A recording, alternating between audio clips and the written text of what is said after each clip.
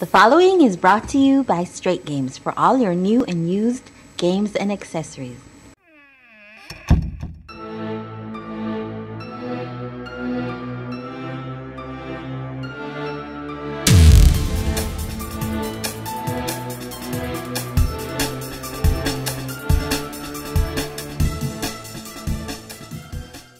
Alright guys, welcome to the very first in many episodes of Aftershock. Now CPC Aftershock is basically a brand new video podcast where we discuss all things Clan Pro Circuit from an organizer's perspective. Now, we discuss previous rounds of the CPC of course, and since we're like 2 rounds behind, we're going to try to cram round 1, 2 and 3 into this podcast, but in the future look out for one Aftershock for each round of CPC. Now, I'm here with CPC co-founders Gregory Moore, aka Fatman, aka the Doomsday Prepper. Right? He's also the owner of Straight Games, located conveniently at Sovereign Center. And that's where you go to get all your video game needs basically. You know, they buy, they sell, they get store credit, they trade. You can also get all the hardware that you need other than the video game stuff. Look out for a brand new segment in the lab where we'll be going through some hardware reviews. You'll see stuff like steering wheel controllers, you'll be seeing stuff like fighting sticks, retro consoles, you want your smartwatches, you want your headphones, whatever. Straight Games in the Sovereign Center is definitely the place to be. Then we have over here on my right, this is Mr. Andrew Johnson. Everybody knows Andrew Johnson, also known as Andrew Pang, also known as the Honey Badger. Now, yeah, that's right.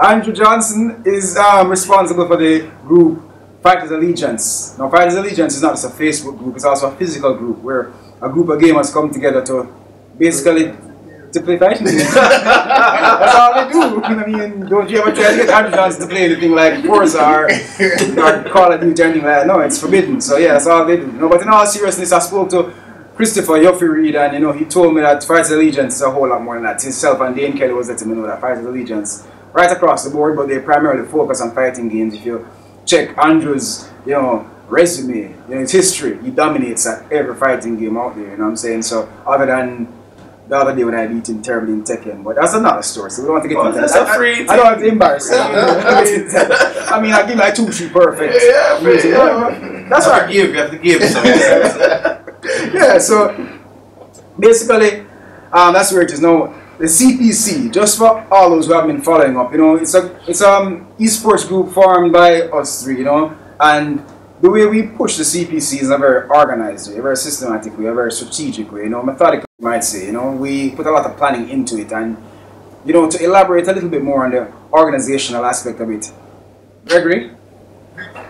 All right, thank you very much, Wayne. All right, the Clan Pro Circuit, where we've just successfully completed round 3 in our new venue, and I believe everybody was impressed by the venue. And we were impressed by the venue, we're impressed by the turnout, we're impressed by the growth rate and the support that we're getting from the local gamers. Now, the Clan Pro Circuit has been in the thoughts of us, the organizers, for a very long time. I think it's actually been a year since we've been planning the Clan Pro Circuit. And we didn't run and jump into it like, you know, a lot of other persons who attempt tournaments. Now, the reason for not jumping into it is because we wanted to plan out at least 12 months worth of tournaments, and to accomplish that feat, it's not easy. You have to be, you know, you have to have some strategy in place. So we got together, we discussed a few things. You guys know that we put it out there on the Lab Video Game TV for a couple months before we started, and you know, even though we're bombarded with persons saying when it will start, we decided not to start it until we were ready and we were confident that we would be able to do this thing consistently. Consistency is the main driving force behind this. We planned it around consistency because consistency, I guess, equals growth. Now, what we've seen so far is pretty good. We weren't expecting the immediate turnout that we got, but it was great, and it just continues to grow. You know, we try to instill a certain kind of discipline. We're trying to set an example because we want to make Jamaica the eSports mecca of the Caribbean, And in order to do that, we have to be internationally, to be of an international standard. So when persons from other countries come down to compete, they can see that the esports scene in Jamaica is actually well coordinated and so forth. So there's a lot of work we've been doing with the CPC.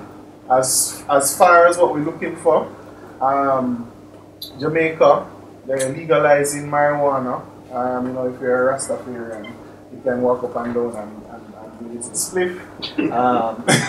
You only be ticketed, and they're working on the marijuana thing. So that's one thing that has now been added to the whole feeling of Jamaica. You have reggae music, Bob Marley, the beach, all that kind of stuff. So we're just trying to add esports to it,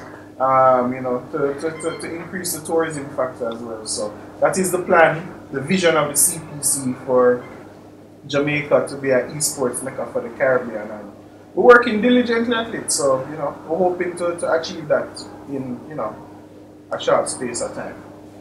And other than that aspect of it, an important part of the CPC planning is very important. Prepping. As the Doomsday Prepper has told you, it is important to prepare, but at the end of the day, execution means a lot. And when you think about execution, you have to think about the TO. Tournament organizer. Now we are fortunate to have in our midst the greatest TO that Jamaica has ever seen and probably will ever see. A man with a whole lot of experience. I'm talking about the level of experience from Andrew Johnson goes way, way back. Probably before some of our actual competitors were even born. This guy was doing tournaments from way back in the days with people like Mr. Zedi and what have you. That's really far back. So he has a lot of experience. He has his own tournament called Mash the Button, which in my opinion is the prior to CPC. Mash the Button has to be the best organized tournament I've ever seen. I've covered this a couple of times in the past, with the lab and what have you. And Mash the Button is really organized. It's really well put together. It's the only tournament I've been to, beforehand. Because I've seen Christopher Reed doing his stuff, and I've seen Tiger and me and everybody doing their stuff, and much props to them. But even from before that, even long before that, in the earliest days of the lab, I used to go to even Era 51, and Andrew was doing his tournaments and getting the stuff well organized. I went up by Yui and did a Mash the Button, and so Mash the Button, among other things that Andrew has been doing, has given him a whole lot of experience and expertise. So when it comes to execution now, on the actual day, on game day, everything is well put together because of Andrew's experience. Andrew Johnson, explain to us now and the people watching exactly what is your strategy, what's your technique, and how exactly you go about organizing the CPC. Alright, first of all, in terms of experience and how we put things together, of course, as the Doomsday Prepper will tell you, planning is the most important thing. You just need to plan. Once you have a set plan and you have the structure set out, then once you're going to have problems sometimes or blips happen. But once you have a proper structure, things will come out well. For round one, it was really good in my opinion, because considering that was the genesis of the whole tournament for CPC, I wasn't expecting the kind of crowd that we got. I expected persons to probably pass through a couple of people here and there, but in terms of the crowd, it was awesome. We got persons from CGE, they had a busload of people who came all the way from country and come in and they supported the thing. Yeah, they were really early. They were even earlier than I was, So I like that. Yeah, they were very early. It was very but yeah, it was good to see that persons, were that interested in it, and even CGE, they brought a lot of persons who, not all of them were playing Smash, not all of them were playing Marvel, but they all came to support. And also, not only CGE, but we had the other gamers. We had even one guy from Silver Gaming. He was there for the first one because he came just to see what it was about, and then he asked about Call of Duty and stuff like that. So in terms of the turnout, it was really good. Didn't expect that type of turnout. It was awesome, and then it kind of paved the way for the other CPCs after that. We kept getting a constant increase in the amount of persons that came, even spectators. We kept getting a constant increase in the amount of spectators that came there. So it was really looking better after that. Okay, explain to me something, Andrew. Our CPC, because out of the three of us, I can safely say I know the least about esports. You know what I'm saying? I know about esports, but you guys are deep into it, particularly you. Explain to me the rules, because we follow the international rules set of esports, don't we? In all the games that we play. Explain to me how you implement that into our thing. Alright, yeah, as I said, esports rules are in terms of how they're set out.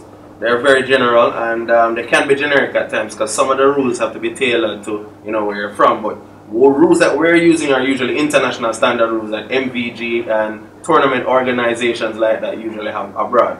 What we try to mimic is that in case say like, let's say you're from abroad, you know, and you come to a CPC event, you must be able to realize that these are the international rules. You must be able to conform to that. But don't want you come in here and no free for all thing. I mean, you do an international tournament overseas, you must be able to come to Jamaica and be able to feel like, yeah, this is what the international standard is. So that's why we try to pattern and exactly use the rules that are used in those types of tournaments. When you do that, basically persons who have been in an international tournament will see the difference and they will know that, you know, this type of thing is professional, and that's why you get professionalism into your thing. You're shooting me! Dumbass! You know, a couple of things I'd like to touch on. Well, let's talk about, I mean, round 1 was round 1 and round 1 was great. But in round 2, I found a couple of things hard. Like, I don't know, in your opinion, Gregory, when like, I noticed that the Call of Duty turnout, not only was the turnout primarily dominated by younger players, but the younger players were the ones who won. I don't think anybody over the age of 21 anything with Call of Duty, right? I mean, it was completely dominated by younger players, and that is a game that's dealing with you know, guns. while on the other hand, on the flip side, round 1 and round 3, what was the adults in the fighting games. I mean, I guess you could speak on the fighting games as well, but in your opinion, why do you think the difference in age group? I believe, right, in terms of the shooting games, we've been in games for a very long time. Most of us from maybe the 80s. I don't know if you go back to the 70s or whatnot, but I've been playing since the 80s from Atari days, simply because my pops was a gamer as well. And fighting games, in my opinion, really, apart from just graphical evolution, most things kind of stay the same. Yeah. Now, where shooting games are concerned, they've come a long way. So I think it's just since the whole Medal of Honor Call of Duty thing where people have really delved into the first-person shooter and seen that shooting games actually came out on PC first, where fighting games dominated the console, like Super Nintendo, Street Fighter, Sega Genesis Street Fighter, those kind of things. So I believe the generation that captured the first-person shooter is actually a younger generation, and that was proven in round 2, where, I mean, I wasn't there personally, but I saw the footage. I was getting blow-by-blow commentary, getting phone calls as to what is going on. I couldn't believe how these guys was just tearing up the place and making, you know... you know, you talk about tearing up the place. Here's what I don't understand, and I really have to go into this into some detail. Okay, Precise Gaming, right? Yeah. Precise Gaming is one of the top teams. Yeah. All right, Precise Gaming is very skillful, headed by Stefan Webster, right? This is something I'd like to go through into some detail. Precise Gaming, as we know, is just one of the top Call of Duty teams in Jamaica. Yeah, I've seen these guys play, and they have a lot of power. But what puzzles me is like, what do you call it? The disparity, the difference in between how badly Sliver Gaming beat them. I mean, like, how can Sliver Gaming be that good? That's what really puzzles me, because I mean, Precise Gaming is supposed to be that good, and you'd think that if when you reach the finals, there'll be some neck and neck, because you must be really good to make it to the finals in the first place, right? Yeah. And in order to reach that far, you'd think that there'll be a struggle, but Sliver Gaming completely destroyed Precise Gaming without a problem, and I find that very strange. I mean, did you know that Sliver Gaming was that good? No, and I didn't expect Precise to be wrecked in the way that they were wrecked. I don't know I really don't know if Sliver Gaming probably, you know, in their minds they had a lot less to prove than Precise, because, you know, Precise is the team to beat. Yeah. You know, coming up to the things that, you know, there's a lot of... Yeah, even they were saying it, and I believe it, and a lot of persons believed it, because I've seen them play and I know that they're good. So maybe Precise had a lot on their shoulders, and then considering that they played them before coming up to that final and they lost, you know, I think they had a lot more pressure riding on it. And maybe that's what I'm thinking, because I really don't think Precise is that bad as how they turned out in the final. Because we know they're good. Yeah, they're good. Yeah. I mean, I don't think they dropped a map for the entire thing. No. Until they reached silver. Until they reached silver. Right. Here's what I was thinking. In an interview with Stefan, right, he said to me, that one of the reasons why they might have fallen short is because there was a roster change and maybe they had to change a player that wasn't really in sync with what they were doing or what have you at the last minute or some such thing. I mean, don't quote me on that, but I think that's what he said. Before the game coming in, we made a roster change and we didn't really get on the same page with our third member, really. So I'm thinking to myself, Marlon Smith, right? There's been a lot of player migration going on. Well, maybe not a lot of player migration, but Marlon Smith is the one I know about. Marlon Smith basically, he's a talented Call of Duty player. You know what I mean? He has skills. I've seen him play and I hear him talk, and it's not just talk. Marlon Smith has some skill. So I'm thinking to myself, he was first with Precise Gaming. Then I don't know if he's the kind of guy who just doesn't get along with people or whatever. But he moved over to Kronos. And so he came to round 2 with Kronos, and he said, Marlon Smith said in an interview that he kept emphasizing on the fact that I played my game. I did what I was supposed to do. So I'm taking from that the other guys didn't do what they were supposed to do. Yeah. So I know he's a strong player. And maybe he's saying that, well, he didn't want to disrespect his team, but he's kind of saying he wasn't the weak link. Something is, what if Marlon Smith had stayed, because Marlon Smith is now with Sliver. That's a whole lot of hopping. He is with Sliver. I've seen him posted on Facebook. Oh, wow. So I'm thinking to myself, now, what if he had stayed with Precise? Because I think he's a talented player. I know Stefan and the other guys in Precise are talented. So maybe if Precise Gaming had that combined strength, do you think they'd have stood a better chance? No. Yeah. You see, you have certain things in it, especially in sports, and the same thing in video games, because video games imitate life. You have something that them called on paper. On paper, it would have been the better squad. But really and truly, all of the stuff they would have to deal with, maybe Marlon Smith's emotions or stuff like that would probably affect them in a way that, you know, even though they have good players, maybe that would have thrown them off. I'm sure that Precise, even though they had Marlon and they know the skill level of Marlon, it also comes into effect that maybe they thought that, you know, Marlon being on the team, even though he's good, is worse for the team than being on the team himself, you know. Maybe he affected the team in a bad way, I don't know. And then considering that he went to Kronos, and then he's now gone to another team, it speaks a lot about Marlon himself. I mean, is he somebody that just is a bit selfish? Does he care about the rest of the team? Is he just somebody who thinks he's better than everybody else? You know, you have a lot of things to think about. It's not just he's good, so it must work. I understand. Well, I guess we'll never know unless maybe one day I sit down on the lab and hear his side of the story. But for now, we don't know. Marlon Smith, if you have something to say about that, we'd love to have you on the lab one day on the show to hear what you have to say about that. But we know you're talented. We've seen your talent. We know you're skillful, and we know that both yourself and Stefan complained about weak links, you know what I mean, inconsistencies. So I'm thinking to myself, maybe if you had come together, but who knows? Like Andrew said, we really don't know. Well, it's a team thing, you know, because I mean, any team I've been on, you always have the strong link, you have the weak link, and you have the guys in between. You basically have to know how to combine all of that and make it decent. Let the weak link man, whatever he's weak at, you have a person to help him, and whatever the strong guy is good at, he has to help everybody out. It has to be a team effort. Can't be, I played my game, so that is true. No, I ain't team. I agree. One more point. And I think you again with the perfect person to ask this. Why is it okay? At round 3, I had my area. Thank God I finally got my area. I had my area, right? And I was here playing. Me and Don was playing some Dead or Alive 4 on the Xbox 360, and like 5 or 6 people, including yourself, walked by and was like. Like, why am I playing Dead or Alive? You know what I'm saying? Like, nobody plays Dead or Alive, and Dead or Alive is an incredible game, man. It's an incredible game, but hold on, hear me out. On top of that, I don't want to take it this man player. Like, we all know he's taking us and Smash. What I'm saying is, Dead or Alive is a great game, Soul Calibur is a great game, Killer Instinct is a great game, Virtua Fighter is a great game. I don't recall in all my years on the lab covering any kind of eSports event seeing any of these games in tournaments. Why? What is it about? Okay, before you even go any further, because I need some more clarification. I know there are reasons why you don't have, like, say, Destiny. In there's no land in Destiny, or whatever the reasons maybe. There's Battlefield. You want to sell out of esports and Battlefield. I play Battlefield, so I understand that. But I can't understand these fighting titles. Why are they not?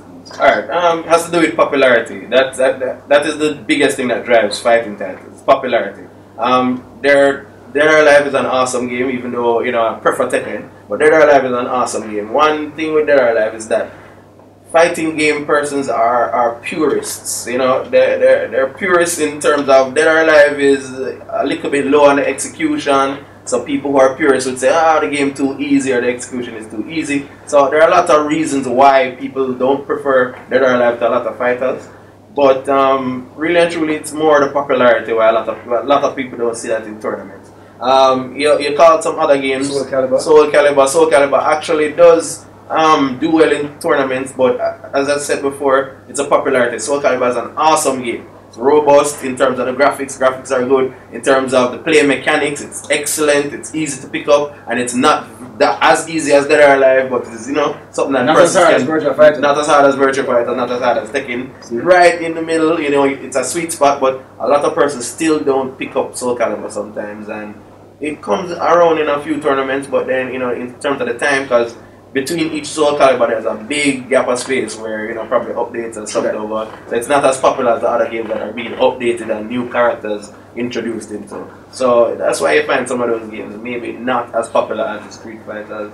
Killer Instinct? Yeah, Killer Instinct is decent. Of course, a lot of people don't like Killer Instinct because of the execution. They think it's too easy. They said it's noob friendly, but it's a good game. People play the tournaments. It looks good, and a lot of top players like it. And it's a game that we will probably be seeing in CPC coming in the future. Fair enough. I mean, that's a very good explanation. But I have to ask you something now, Gregory. I think me and you will see more eye to eye on this than Andrew, because Andrew is a pro and he sees things differently through the eyes of a pro. To me, I don't think that Tekken is that complicated. I think it can be a button masher's paradise if you use Eddie Gordo or characters like that. I have played against some people in Tekken. No, I haven't played. No, don't get me wrong, I don't just play first-person shooters or what you say on the lobby. I used to play fighting games a lot, because I really don't have anybody to play one-on-one with, and I don't really play online that much where fighting games are concerned. But I used to play it a lot. I used to play always like 6 hours straight at Tekken, tag and all these things. And I played against some people using Eddie Gordo and some other little easy characters. I mean, not like King. King is complex. King's like a Zangief, but there's some easy characters just get mash the buttons with, and you can do a lot of that in Tekken. And Andrew just said that, people think that Killer Instinct is noob friendly. I think that there's a huge disparity between Tekken and Virtua Fighter. And I don't think there's a huge difference between Tekken and Dead or Alive. I think they're just as easy to get up, or make them as easy as you want it to be, as complex as you want it to be. How do you feel about that? Well, I definitely share your opinion when it comes to Tekken. I mean, I know you have, somebody dub themselves Mr. Tekken or Master Tekken or whatever you. So, maybe you have the whole, the complicated aspect of it, but I believe if a good button masher come in, I mean, maybe that's why I call it mash the button, you know what I mean? I don't know, but perhaps. But if somebody good at button mashing come and Tekken, I do believe that them have a good chance. It's not like a Street Fighter now where you definitely have to know some of the special moves and that kind of thing. And I believe if I take up the controller and just, button mash, I should be able to get somewhere with Tekken. Somewhere. Where Killer Instinct is concerned, I'm a huge Killer Instinct fan. I played every single Killer Instinct, owned the arcade versions themselves, and the mechanics between the first Killer Instinct and the current Killer Instinct are completely different. The new Killer Instinct kind of mimics the second Killer Instinct, which that is when it became easy. There's only one thing missing though, Gregory. And I've never seen any other fighting game with Killer Instinct Gold, I believe it was called, and the N64 had a thing called fatalities at any time. That is something I've never seen again, and it makes perfect sense. Okay, let me tell you this. I understand it's just a game, even though many gamers hate to hear that, but it's still just a game. So when you play a game like Mortal Kombat, right, and you do something like an extreme move, and you see it break somebody's ribs, and you break their neck, and you smash their foot, and them drop on the ground and get up back and fight you again. That's crazy, but I understand it's a fighting game of stupidity like that. Let's pretend like we don't see it. But Killer Instinct Gold had this thing where you could do a fatality at any time, and that was the coolest thing I've ever seen, and they didn't bring it back. But that was one of the coolest things I've ever seen, because a fatality should be. You have to ask yourself this question: why is Liu Kang going through all this trouble fighting Sub-Zero, taking all these hits, when all he had to do was a cartwheel and a hard enough uppercut and his head would come out? I mean, why not just at the start of the round? I mean, that should really be in it, but I guess you can't have it all. Where there were games like that, I believe it's Toshinden, I don't know if it's right, but Toshinden where you have some moves where once you do it's a lethal move. Yeah, but I think, I think it's more of a fan service thing because reality, of course, reality would speak to if you do a lethal move, if you no self-defense, there are certain moves that are lethal. And once you do that, then the person should die. But really and truly, it's a fan service thing where fans probably like when you sit down and you play the game that you do the fancy moves and then probably at the end you have the fatality. I guess if we want, we can go right. And Mortal Kombat definitely has they have set a trend in such a way that they have to outdo themselves every time. So the extremities, they just need to be throwing extremities at you. So I mean, when they implemented the X-ray move, the first time I saw X-ray move, I was like, hold on. So if I do an X-ray move, I don't have to do a fatality. And then when I realized you can get it back and fight, I was like, hold on. You know what I mean?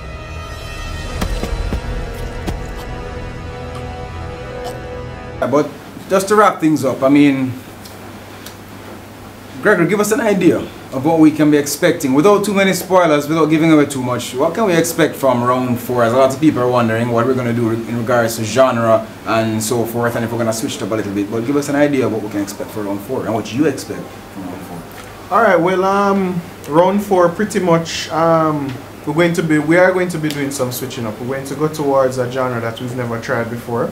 To get more gamers involved in it, a different kind of gamer involved with it, as well as we want to try to implement the mini expo that we've spoken about. Yeah. This will allow some of our sponsors to showcase some of the products related to gaming, so that while the gamers are in between rounds, they can look at the products as well as try out the casual gaming area, maybe for warm-ups, keeping your fingers warm, that kind of thing. So I mean, a few changes because we have the new venue. It should allow for all of those activities. So, looking forward to a great turnout as usual for round 4. Nice. Well, tell me something, Andrew. Tell me, you being the TO and what have you, what exactly is Clan Pro Circuit going to be able to do in order to, like Gregory said, he's going to change the genres and whatnot, but to really attract other players, to pull other players, or they pull for gamers who say that they're not interested in the fighting game, they're not interested in the Call of Duties and what have you. What else do we have in store for games, like way down the line, even when we're talking about like round 7, round 8? Alright, well, we already started. I mean, it's not only fighting games so far. We've already had shooters introduced. We still have yet to do sports games and we still have yet to do drivers. So we're looking to cover every genre. We're not just having fighting games or shooters, of course. Yeah. We're looking to the drivers, of course, and we're looking to the sports game. Sports games are very popular, especially in Jamaica. So we should be looking to cover every genre possible for other Clan Pro circuits, possibly 4 and the ones in the future. Nice. Well, you heard it here first. Clan Pro Circuit. Many more to come. Gets better every single round, exponential growth. Now, stay tuned for the next episode of Aftershock, which will be shortly after round 4. Hold on 1 second, Wayne. Before you go, there was something that happened in round 2 that I thought you were around us, so I wanted to know if you knew what happened. There was a loud crash or bang, I don't remember what happened, but you're in that corner. Crash or bang? Yeah, some loud sound like something to turn over, I don't know. You mean like somebody fell or something? Yeah, I heard something that yeah, I wanted Wayne to tell me what. You're the man with the camera, so you must have caught something or seen something. I don't know. You mean like somebody fell? I don't know. I heard a loud noise. I'm not sure. I know you were there, so you were covering everything. I've heard rumors that the cove is haunted, so I don't know if yeah, maybe it's that. Maybe that's what happened. Sure. Because I couldn't have. Didn't say anything on the footage. No, I couldn't fall. No. I'm saying I'm way too weird. You're weird. I'm weird. I couldn't fall. Maybe we should review the footage. Yeah, we should review. I have no idea what you're talking about. Anyway, back to the point. Stay tuned to the next episode of Aftershock, which will be shortly after round 4. Subscribe to the Lab Video Game TV YouTube channel. Like us on Facebook. Do the same for Clan Pro Circuit. We have our Facebook page as well. You can email your comments and questions to theclanprocircuit@gmail.com, where we'll answer your questions right here on the next episode. Keep it interesting. The Fighters Allegiance Facebook page. Like that as well. Like the Straight Games Facebook page. We'll have a lot more to come from the CPC Aftershock. And check out Andrew, your Twitch page. Alright, Twitch is Andrew Pang, ANJUPANG, of course, and every time CPC we record matches, we have that also on my YouTube page. What we do is, as soon as it's up on the YouTube page, I post the links on the Facebook page. Yeah. So once you stay on the Clan Pro Circuit Facebook page, you get all that info there. Yeah, because some gamers was asking me at this round 3, basically they wanted to know, you know, suppose they wanted to see an entire match, like some of the semis, some of the finals, and what have you, winners finals, the grand finals. They want to see the entire match because we don't show it on the lab, so they want to know where to find it. So you can always go to Andrew's YouTube page or his Twitch page, and you'll see the matches in their entirety. So until next time, this has been CPC Aftershock. You sure you never hear a crash? I heard a crash.